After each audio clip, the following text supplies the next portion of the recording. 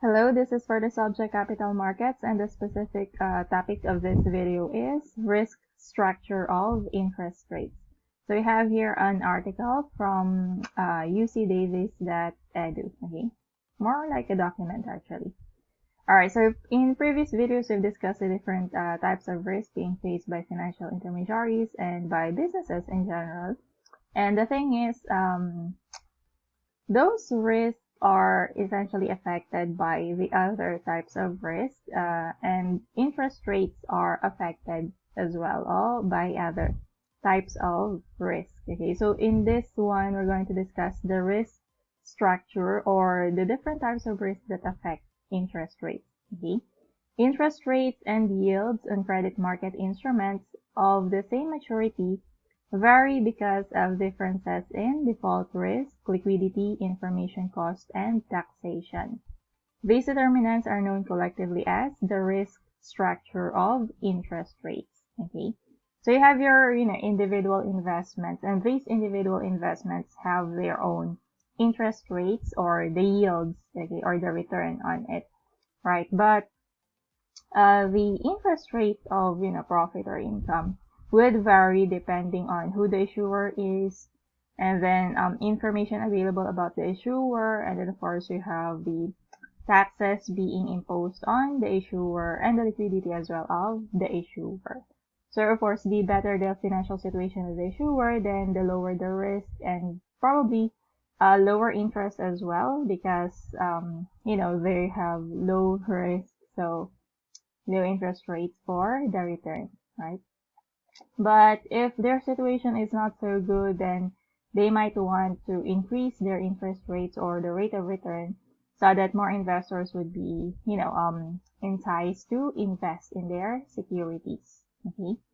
So let's go over the four, four determinants of the risk structure of interest rates. So first is the default risk. Again, this is the probability that a borrower will not pay in full the promised interest, principal, or both. Okay, the issuer will probably default in paying the interest or the principal when the time comes or when the security matures. The risk premium on a financial instrument is the difference between its yield and the yield on a default risk-free instrument of comparable maturity. Again, normally these are government bonds or treasury bills. Generally, the larger the default risk, the larger the risk premium, the higher the interest rate. Okay, so again, high risk, normally those instruments are offered with high return, so that the investors would in a way choose them despite the high risk. Okay, because again, high risk does not guarantee high returns. It's just offering the probability of getting high returns, but it could also mean a high degree of losing your money. Okay, so again, default risk, possibility of being unable to pay back the principal or to continuously pay the promised interest. Second is liquidity, because investors care about the cost required to convert a financial instrument to cash. An increase in liquidity can make an instrument more desirable to investors, who will then accept a lower rate of return. Liquidity, it translates to how easy can the instruments be sold in the market, how easily convertible they are into cash. Because if there is no readily available market or buyers of the instrument, then it's not that attractive. In case of a person invests in these products or securities and then they're holding it, and when the time comes that they need the money or they want to turn it into cash, they would have a hard time finding buyers for it. So that's some sort of risk, right? Because what if no one buys it from you when you need it? So liquidity, the easier it is to sell the instrument in the market, then the lower the risk is essentially lowered, right? But the harder it is to do that, then there is a corresponding increase in risk. Okay, and of course, if an instrument is more liquid or easily convertible to cash, that makes it more desirable to investors.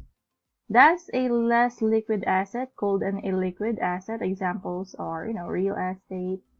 Those types of securities must pay a higher yield in order to compensate savers for their sacrifice of liquidity. This liquidity premium is commonly combined with default risk as part of the risk premium. So, offer higher rates of return to, encourage investors to invest. Okay, thirdly, information cost. Gathering information requires resources and reduces the expected return on a financial asset. Okay. Government bonds such as treasury bills have the lowest information cost because all savers know with certainty that the principal and interest will be repaid since they are issued by the government. Information costs increase if the borrowers are not that well known, and research needs to be conducted before potential lenders are willing to buy bonds from such borrowers. Okay, so if you notice, the big companies that we are very familiar with, whenever they issue bonds, the rates are not that very high because everyone knows them. They have a history, they have a long history, and they, in a way have proven themselves to be financially capable and financially able. All right. But for businesses that are, not that well known, they haven't been in operation for years yet, so they offer somewhat higher rates of return so that they could, entice investors to give them the money or the funding. Okay. But of course, the investors and the people with the money, they do not easily give out their money, especially if they don't know what's going to happen. Is it risky? Is it not? Is the risk worth it or not? So they need to gather information. So there's the corresponding information cost, and it will take time and it will cost money for them. So because of that, they do require a bit, high rate of return to compensate for the cost that they have spent during the, before deciding on making their investment decisions. Okay. In short, the higher the information cost, the higher the interest rate. Okay. Because, we've spent money already on researching information. Okay. And then last is the taxation. Whether the financial instrument is exempted from taxation for interest payments or capital gains affects the interest rate of the instrument. So sometimes it depends on if it's issued by corporation, so the taxes are going to be withheld from dividends or sometimes from interest rates. And then with regards to capital gains, normally if it's long term, more than 5 years, the capital gains tax is, I think, 0.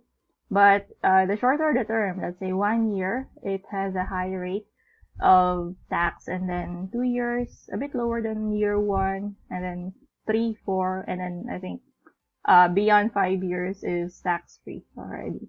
Okay. And what do you call that?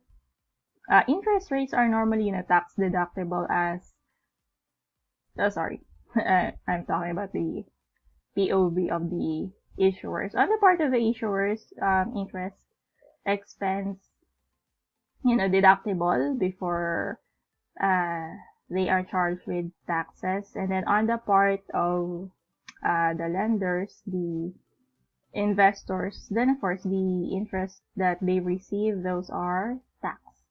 Okay. So even if they earn, let's say 12% interest rate, you deduct the tax, let's say 20%, I think, on interest payments. So there's that. Okay. So that's it for this video. We've just discussed the risk structure of interest rates. So essentially, different types of risks are factors, determinants that affect the interest rate, whether it could, go up or go lower. Okay. So that's it for this one. Thanks and bye.